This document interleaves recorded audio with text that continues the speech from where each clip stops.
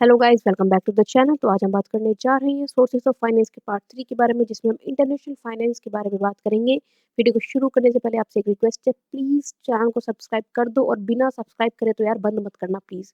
Okay, let's start. तो देखो, international finance किसे कहते हैं?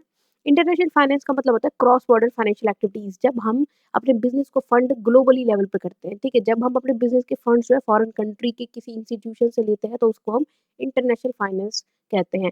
फॉर एग्जाम्पल, अगर मेरी कंपनी इंडिया में है लेकिन मैं किसी फॉरेन कमर्शियल बैंक से लाइक यूएस के कमर्शियल बैंक से फंडिंग लेती हूँ तो वो इंटरनेशनल फाइनेंस कहलाएगा। ओके, यहाँ पर जो कंपनी है ना वो किसी इंटरनेशनल सोर्स से फंड्स लेती है, जैसे कि इंटरनेशनल कमर्शियल बैंक से, इंटरनेशनल एजेंसी से या फिर इंटरनेशनल कैपिटल मार्केट से। ओके, तो इनके बारे में आगे हम बात करते हैं कि सबसे पहले हम इंटरनेशनल कमर्शियल बैंक के बारे में बात करते हैं।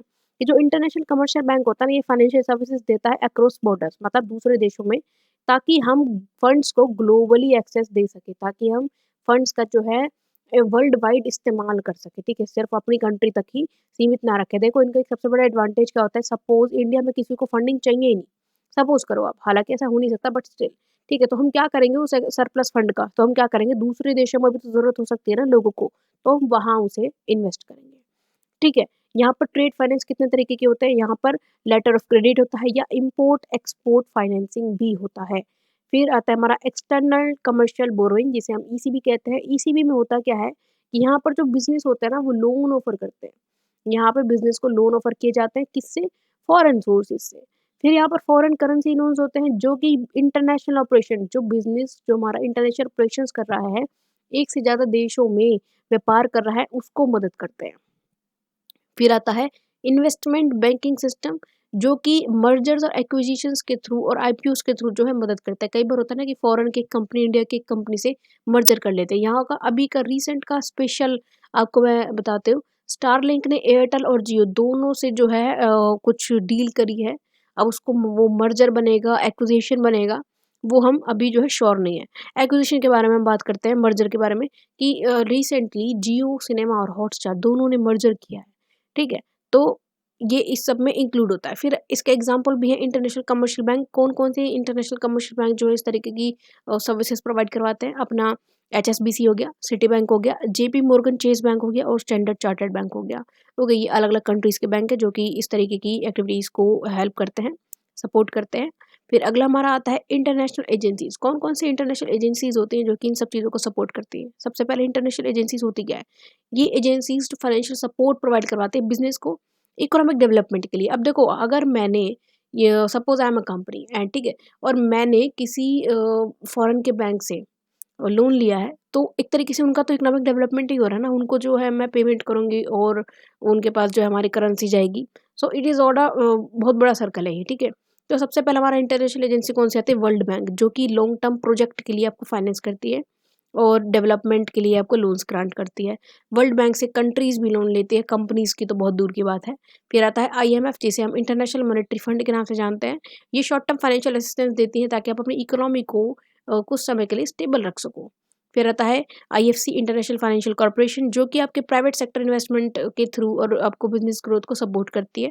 फिर आता है एडबी, एशियन डेवलपमेंट बैंक, जो कि fund infrastructure and industrial project आपका एशिया में, ये जो एशियन डेवलपमेंट बैंक है सिर्फ और सिर्फ एशियन कंट्रीज को ही लोन देता है उनके इंफ्रास्ट्रक्चर और इंडस्ट्रियल प्रोजेक्ट के लिए। फिर आता है हमारा एग्जिम बैंक, जो कि नाम से ही पता चल रहा है, एक्सपोर्ट इंपोर्ट सर्विसेज के लिए, ट्रेड फाइनेंसेस के लिए इंटरनेशनल फैसिलिटेट आपको फंड करवाती है।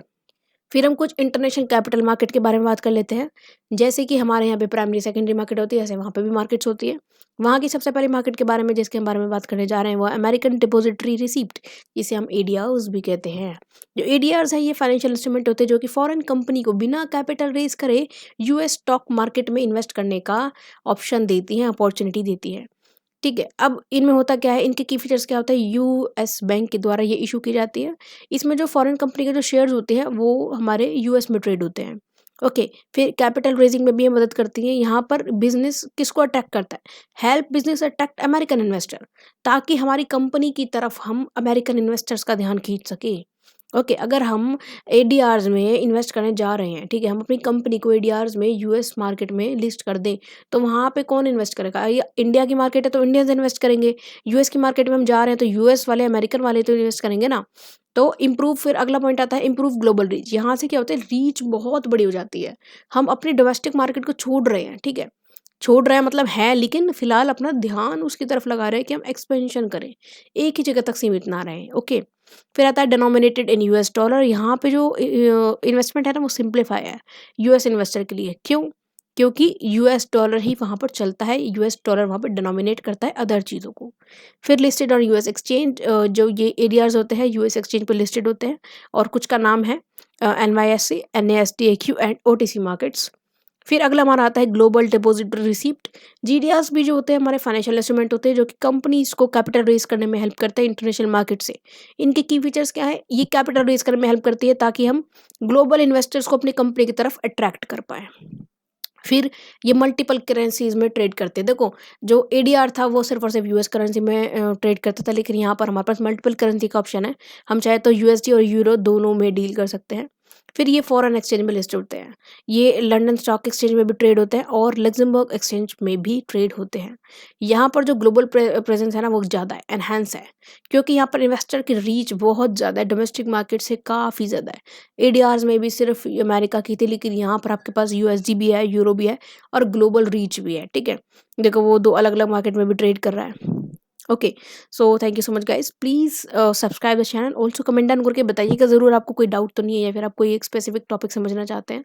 ऑल्सो अगर आपको कोई कोर्स के बारे में लाइक यूजीसी नेट या जेआरएफ या फिर और भी कोई आपका कॉलेज का कोई कोर्स है, उसके बारे में आप हेल्प चाहते हैं तो आप हमारी कोचिंग क्लासेस को जॉइन कर सकते हैं। एंड फॉर नाउ हमारे जो कोर्सेज़ हैं वो जस्ट 99 से स्टार्ट है, और हम कुछ कोर्सेज़ में जो है फ्री एनरोलमेंट भी प्रोवाइड करवाते हैं। सो ज़्यादा इन्फॉर्मेशन के लिए आप कमेंट सेक्शन में मेंशन कर सकते हैं। ओके।